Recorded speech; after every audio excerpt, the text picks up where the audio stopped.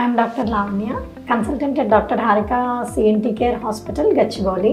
ఇవాళ మనం doctor Harika madam తోటి కామన్ టాపిక్ ఎలర్జిక్ రైనైటిస్ గురించి మాట్లాడుకుందాం. కామన్ డౌట్స్ చాలా మందికి ఈ సీజన్లో ఎలర్జిక్ రైనైటిస్ గురించి వచ్చే కామన్ డౌట్స్ గురించి ఇవాళ మేడం మనకి డౌట్స్ క్లియర్ చేస్తారు. హలో మ్యామ్, ఎలర్జిక్ రైనైటిస్ అంటే ఏంటి?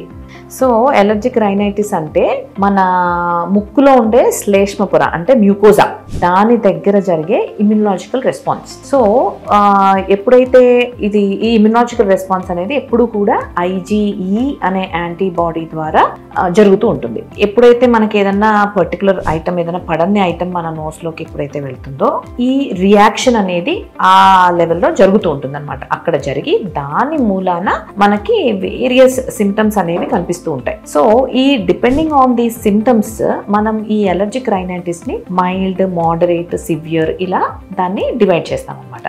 సో మైల్డ్ అంటే ఏంటి అంటే ఎప్పుడో కానీ సిమ్టమ్స్ కనిపిస్తూ ఉండవు. లైక్ స్నీజింగ్ కానీ, ముక్కు నేసల్ బ్లాక్ కానీ, లేకపోతే ముక్కు నుంచి నీరు కారటం కానీ, ఈ సిమ్టమ్స్ అనేవి మనకి వన్స్ ఇన్ అ వైల్ అనమాట. సో ఎప్పుడైతే డస్ట్కి ఎక్స్పోజ్ అవుతారో, లేకపోతే any item which they are allergic to, అలాంటి ఐటమ్స్కి ఎప్పుడైతే ఎక్స్పోజ్ అవుతారో అప్పుడు మాత్రమే మనం ఈ సిమ్టమ్స్ చూస్తూ ఉంటాం. సో వాళ్ళ డైలీ లైఫ్ అనేది అంతగా ఎఫెక్ట్ అవ్వకుండా ఉంటుంది, ఎక్సెప్ట్ ఫర్ ఆ సిమ్టమ్స్ ఉన్నప్పుడు తప్ప నార్మల్గా రొటీన్గా వాళ్ళు రొటీన్ యాక్టివిటీస్ అన్ని చేసుకుంటూ ఉండొచ్చు. When it comes to moderate and severe type of allergic rhinitis లో, సో ఇన్ కేస్ పిల్లల్లో చూసామనుకోండి, వాళ్ళ స్కూల్ డిస్టర్బ్ అవ్వడం కానీ, అంత సివియర్గా అలర్జీ ఉండటం మూలన వాళ్ళు స్కూల్కి వెళ్ళటం జరగకుండా, అంటే స్కూల్లో యాబ్సెన్స్ అనేది ఎక్కువ ఉంటూ ఉంటుంది. Or if at all working పీపుల్లో ఉంటే కనుక వాళ్ళ వర్క్ డిస్టర్బెన్స్ కావడం కానీ, సో డైలీ యాక్టివిటీస్ అనేవి కొంచెం డిస్టర్బ్ అవుతూ ఉంటాయి. సో అప్పుడు మనం దీన్ని moderate to severe allergic rhinitis అని దాన్ని అంటూ ఉంటాం.